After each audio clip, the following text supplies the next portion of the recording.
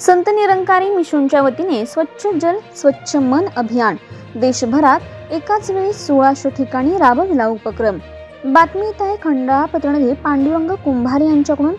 परम वंदनीय सद्गुरू माता सुदीक्षाजी महाराज आणि सत्कारयोग्य आदरणीय निरंकारी राजपिता रमेशजी यांच्या पावन आशीर्वादाने रविवार दिनांक 23 रोजी सकाळी स्वर्णिम प्रभात एक नवीन जागृती आणि सेवेच्या दिव्य प्रकाशाचा संदेश घेऊन आली, ज्यामध्ये अमृत प्रोजेक्ट अंतर्गत स्वच्छ जल स्वच्छ मन अभियानाच्या तिसऱ्या टप्प्याचे आयोजन विश्वभरात केले गेले।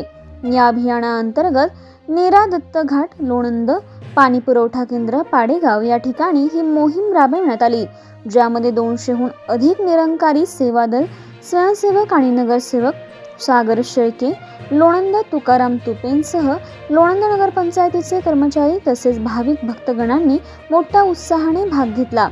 याची माहिती मिशनचे सातारा झोनचे प्रभारी नंदकुमार झांबरे यांनी दिली।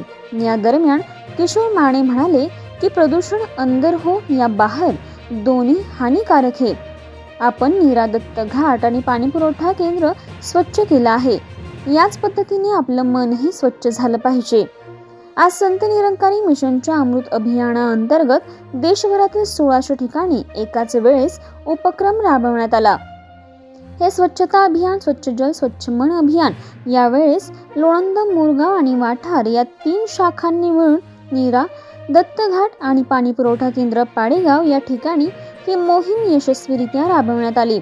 संत निरंकारी मंडळाचे सचिव आणि समाज कल्याण प्रभारी जोगिंदर सुखीजा यांनी माहिती देताना सांगितले की देशभरात राबवलेल्या अमृत प्रोजेक्ट परियोजनेच्या दरम्यान सर्व सुरक्षा नियमांचे पूर्णपणे पालन करण्यात आले।